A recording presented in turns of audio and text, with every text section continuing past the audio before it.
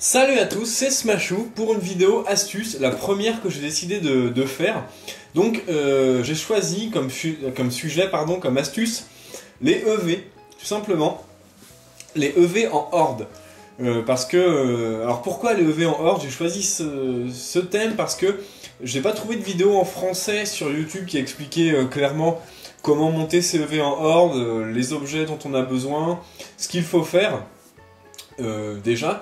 Ensuite, parce que y a quand même pas mal de monde qui sert du perfectionnement virtuel directement sur le jeu et c'est quand même très long et j'aimerais bien leur épargner ça en leur expliquant comment fonctionnent les EV en horde et en leur montrant que c'est très rapide par rapport au perfectionnement virtuel. Voilà, donc on va commencer tout de suite. Donc déjà, les EV. Donc qu'est-ce que les EV ? Il y a peut-être des gens qui passent voir la vidéo et qui ne savent pas. Tout simplement, des EV, ce sont des points que les Pokémon peuvent acquérir donc en tuant des Pokémon, enfin en mettant KO des Pokémon. Admettons, un Pokémon sauvage, quand il est mis KO, il donne un EV, ou deux, ou même trois, au Pokémon qui le met KO. Il faut savoir aussi qu'un Pokémon qui gagne de l'expérience, c'est un Pokémon qui a des EV. C'est-à-dire que si on bat un Pokémon sauvage avec notre Pokémon niveau 100 et que notre multi-exp est activé, les Pokémon disposant de l'expérience du multi-exp vont également disposer des EV du Pokémon battu. Voilà, jusqu'ici c'est assez clair. Donc ce sont des points invisibles dans le jeu jusqu'à la génération 6. Donc maintenant c'est possible de les voir. Avant on ne pouvait pas voir les EV, il fallait forcément les compter. Maintenant, on peut les voir, donc les fameux points du perfectionnement virtuel, ce sont tout simplement des EV. Voilà. Donc, on a donc ces points, voilà. On a 510 points maximum par Pokémon. Donc 510 EV à répartir sur chaque stat. PV, attaque spéciale et enfin vitesse. Donc voilà. Si on calcule bien, on peut maximiser deux statistiques en répartissant les EV 255 sur un stat, 255 sur un autre stat, ce qui fait en tout 510 EV. En sachant que 4 EV équivaut à 1 point dans la statistique. Donc 8 EV en vitesse, ça donnera un boost de 2 points de vitesse au Pokémon. Voilà. Donc si on calcule par multiple de 4, on s'aperçoit que 255, c'est pas optimal puisqu'on perd des points. Et on peut tout simplement faire 252 pour arriver au même résultat et investir 6 points, enfin 6 EV dans un autre stat au pif. Donc ça rapporte 1 point. C'est pas grand chose, mais c'est toujours du perfectionnement, enfin de l'optimisation maximum de ces Pokémon. Voilà. Donc on va partir maintenant que les EV c'est à peu près clair pour tout le monde. Je pense que mes abonnés sont quand même au courant. Mais c'est aussi fait pour aider les débutants cette vidéo, donc j'espère que j'aurai appris quelque chose à quelqu'un. Donc, les hordes, vous savez tous ce que c'est.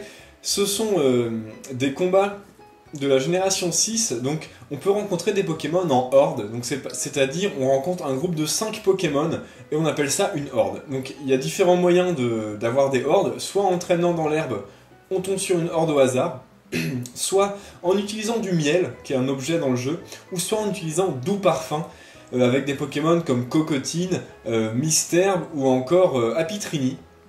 Donc cette dernière méthode est quand même la plus pratique, sachant qu'on n'a pas besoin d'utiliser l'objet, on a juste à faire Pokémon, Cocotine, Doux Parfum, et on rencontre des hordes à coup sûr, donc c'est très important à savoir pour les EV en horde. Voilà. Donc, le perfectionnement virtuel, on va en parler un petit peu. C'est un système qui est apparu dans la génération 6 pour entraîner ces Pokémon. Et on se rend compte que tout simplement les points qu'on obtient avec un Pokémon en brisant des ballons. Par exemple, on a un ballon attaque, un ballon défense, un ballon PV. Un ballon va nous donner 12 points en PV. Par exemple, on s'aperçoit tout simplement qu'au final, on a 252 points maximum dans une stat. Donc, les points du perfectionnement virtuel sont tout simplement des EV. C'est la première fois que les EV sont apparents dans un jeu Pokémon. Avant, on pouvait pas les connaître, on pouvait pas les voir, on pouvait seulement les compter, soit avec notre calculatrice, soit avec notre jeu sur Pokémon Platine, il y avait un compteur par exemple. Voilà. Donc les EV, Maintenant ils sont apparents, donc le perfectionnement virtuel, c'est quand même une méthode assez longue, sachant qu'il faut casser pas mal de ballons, il faut faire pas mal de défis qui rapportent 8 ou 12 EV, on brise des ballons, bon c'est assez long. Et l'avantage des EV en horde par rapport au perfectionnement virtuel, c'est qu'une horde rapporte déjà beaucoup plus de EV qu'un ballon, et en plus on peut entraîner plusieurs Pokémon simultanément grâce aux EV en horde. Donc vous allez voir ça dans la deuxième partie, je vais vous faire une petite démonstration de EV en horde pour plusieurs Pokémon, tout simplement, c'est le même principe. Donc les EV, maintenant il y a différents moyens d'augmenter ces EV. Donc il y a le brassard macho, qui est quand même l'objet de base, qui est un objet qui va doubler les EV d'un Pokémon. Par exemple, si je tue un Nosferapti qui me donne 1 EV de vitesse et que mon Pokémon tient le brassard macho ou le bracelet macho, il gagnera 2 EV au lieu d'un. Donc les EV sont littéralement doublés. Mais le bracelet macho s'est fait quand même pas mal devancer par d'autres objets qui sont apparus, qui sont les objets pouvoir. Donc ces objets pouvoir, que sont-ils ? Donc il y en a un par statistique, donc il y en a 6, PV, attaque, défense spéciale et vitesse. Ces objets donnent 4 EV supplémentaires dans une statistique quand le Pokémon gagne de l'expérience. Donc nous avons le poids pouvoir pour les PV, nous avons la poignée pouvoir pour l'attaque, nous avons la ceinture pouvoir pour la défense, nous avons la lentille pouvoir pour l'attaque spéciale, le bandeau pouvoir pour la défense spéciale, et enfin la chaîne pouvoir pour la vitesse. Donc ces objets sont très importants, on peut les avoir à la tour de combat, enfin la maison de combat de la génération 6 pour 16 points de combat, ce qui n'est pas grand chose. On peut en acheter plusieurs, ce qui peut servir pour entraîner les Pokémon, pour faire lever plusieurs Pokémon en même temps. Voilà. Les objets pouvoir. Ensuite, on a les accélérateurs, des objets bien connus depuis la version bleue et rouge, toute première version de Pokémon. Ce sont tout simplement la protéine, le calcium, les PV+, le carbone, etc. Voilà, ces objets. Un de ces objets, quand on l'utilise sur un Pokémon, lui donne 10 EV dans la statistique souhaitée. Par exemple, un carbone va donner 10 EV à un Pokémon en vitesse. Ce qu'il faut savoir, c'est qu'on ne peut pas répartir tous les EV de son Pokémon de cette façon. Enfin, on peut, mais il ne sera pas maximisé. Ça, c'est une autre histoire. Si on veut maximiser un stat, il faut 252 EV. Seulement, les accélérateurs ne peuvent nous donner que 100 EV maximum dans une stat. En gros, si vous voulez booster à fond la vitesse de votre ectoplasma, il faudra lui donner 10 objets carbone. Ce sera le maximum qu'il pourra ingérer, on va dire. Il aura 100 EV de vitesse et il faudra absolument faire le reste par vous-même, soit avec le perfectionnement virtuel, soit avec les EV en horde. On peut aussi faire le EV contre des Pokémon sauvages tout simple, mais c'est beaucoup moins rapide. Voilà, donc maintenant, je vais vous expliquer un peu les hordes. Donc, des Pokémon, quand on bat un Pokémon tout seul, en combat 1 vs 1, admettons, nous battons un Chétiflore. Il va nous donner 1 EV en attaque. Donc on le bat, on a 1 EV. Si on met l'objet pouvoir, on a donc 4 EV supplémentaires, donc on s'équipe de la poignée pouvoir pour avoir de l'attaque en plus. Donc nous battons notre Chétiflore, nous avons 5 EV cette fois-ci. 5 EV pour un seul combat contre un Pokémon, c'est pas mal. Maintenant, si on répète ce système à une horde, on s'aperçoit qu'une horde c'est 5 Pokémon. Donc si on rencontre une horde de Chétiflore, on va les battre, et ça nous donnera donc 5 EV par Pokémon, c'est-à-dire 25 EV au total en une seule horde. Sachant qu'une horde peut être très rapide à faire avec des attaques de zone comme séisme, surf, blizzard, éboulement, etc., etc. Donc ça va très vite quand on se rend compte qu'un seul combat c'est 25 EV, alors que les ballons, bon il faut casser 2 ballons à 12 pour avoir 24 EV et c'est beaucoup plus long. Donc voilà comment on va procéder pour les EV en horde. Donc ce qu'il nous faut pour les EV en horde, c'est simple, il faut déjà un Pokémon à entraîner. Logique, on va pas faire de EV pour rien. Il faut les objets pouvoir ou le bracelet macho par défaut. Ça marche aussi, c'est plus long puisqu'on a seulement 10 EV par horde. 1 EV par Pokémon, ils sont doublés avec le bracelet macho, 10 EV par horde. C'est quand même beaucoup moins que 25. Et ensuite, il nous faut l'accès à un Pokémon qui a doux parfum. Donc moi je vous conseille Cocotine, hein, il est capturable facilement, ou enfin Fluftin ou son homologue de la version Y, Sucroquin, je pense qu'il peut avoir doux parfum. Au pire, Apitrini peut l'avoir dès sa naissance. Donc voilà, procurez-vous un Pokémon qui a doux parfum. le Pokémon à entraîner, les objets pouvoirs nécessaires, et vous êtes prêts pour les hordes. Voilà, désolé, je suis un petit peu malade, j'espère que ma voix est assez claire. Voilà, donc, maintenant, j'ai tout dit. Je vais vous expliquer ça en live, tout simplement en jouant avec vous, avec ma 3DS, en vous montrant comment tout ça va fonctionner. Nous sommes donc maintenant en live, donc je suis avec ma 3DS, j'ai ma caméra devant moi, on va essayer de faire du mieux possible pour vous montrer le plus facilement et le plus clairement possible comment fonctionnent les EV. Voilà, donc vous voyez que je suis dans la caverne gelée, voilà, je suis sur le perfectionnement virtuel, je vais vous montrer ça. On connaît tous le perfectionnement virtuel.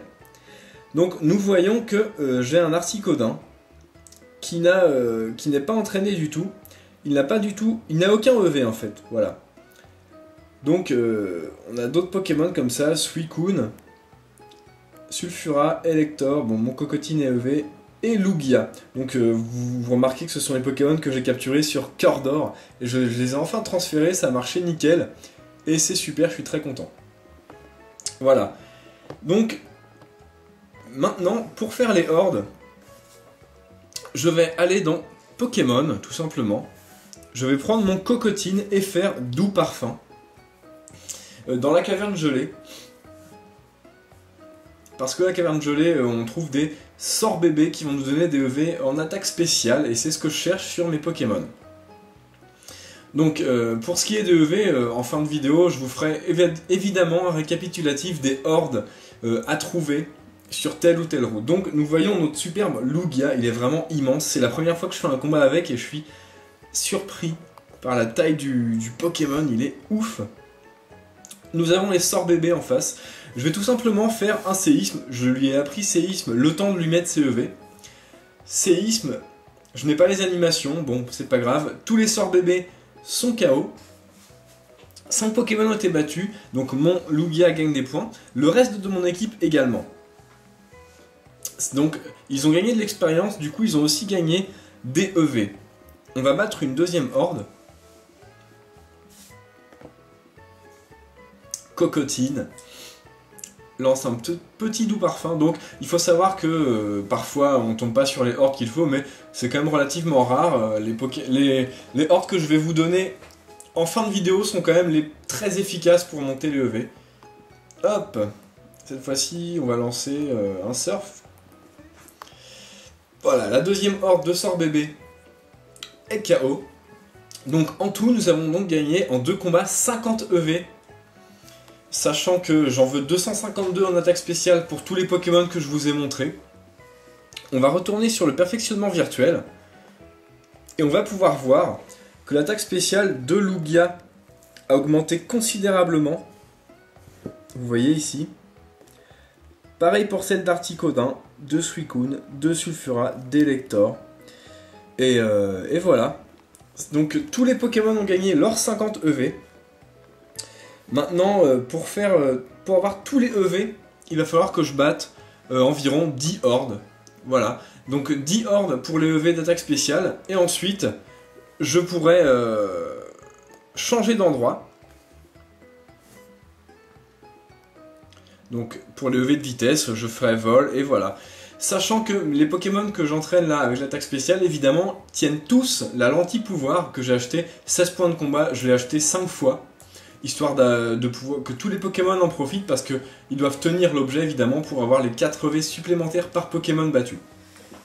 Voilà, tout simplement, voici comment fonctionnent les EV en horde. J'espère que ça aura été assez clair. C'est ma première vidéo astuce, donc je sais pas encore trop ce que ça va donner. Vous me donnerez votre avis. Et voilà, donc là je vais vous faire un petit récapitulatif quand même des Pokémon que l'on peut trouver pour aller EV facilement ces Pokémon. Donc, j'ai noté ça sur un petit papier. Donc, pour les EV en PV, qui est la première stat des Pokémon, on va pouvoir aller battre des Chuchemures dans la cave Connecter sur la route 7. Donc, quand vous allez à la pension, vous continuez et vous allez dans la grotte et vous faites Doux Parfum dans cette grotte. Vous allez tomber sur des Chuchemures ainsi que des Nosferapti, mais seulement les Chuchemures donnent des EV en PV. Donc Si vous tenez l'objet poids-pouvoir, 25 EV en PV par horde, ça va assez vite. Ensuite, si vous voulez de l'attaque, on a une route qui est vraiment bien, c'est la route 19, qui regorge de hordes de boostiflores, et éventuellement un petit peu de Arbok. Donc les boostiflores comme les Arbok donnent 2 EV en attaque. Ce qui fait, encore plus que 25, ça fait 31 EV il me semble par horde. Donc voilà, ça va encore plus vite. Pour la défense, il y a un endroit qui est très bien, c'est la grotte Koda, la fameuse grotte où on trouve Zygarde. On peut trouver tous les Pokémon de cette grotte en horde donnent des EV de défense. Donc on a Racaillou, Fermite et Gravalanche. Donc ça c'est nickel. Le Gravalanche donne 2 EV en défense, Fermite également. Donc ça va très vite dans la grotte Koda pour la défense. Ensuite, l'attaque spéciale, comme vous l'avez vu 2 minutes auparavant, on a les sorts bébés ainsi que les Lipoutis dans la caverne gelée. Donc qui sont assez fréquents. Parfois on croise des Polarumes qui eux ne donnent pas de EV en attaque spéciale, donc tout simplement on fuit.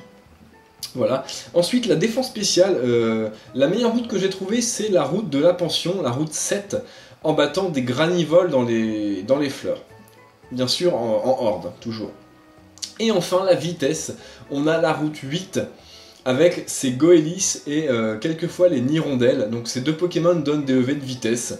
Et c'est très bien pour augmenter ses EV rapidement. Voilà, donc j'espère que maintenant vous avez toutes les cartes en main pour abandonner votre système de perfectionnement virtuel et pour vous mettre OEV en horde, ce qui va très vite. Et j'espère que vous allez vous servir que cette astuce vous aura plu. Et bon, en tout cas, ça en fera un en français, j'espère, un minimum clair pour les joueurs de Pokémon X et Y. Voilà, on se retrouve pour une prochaine vidéo. Salut à tous!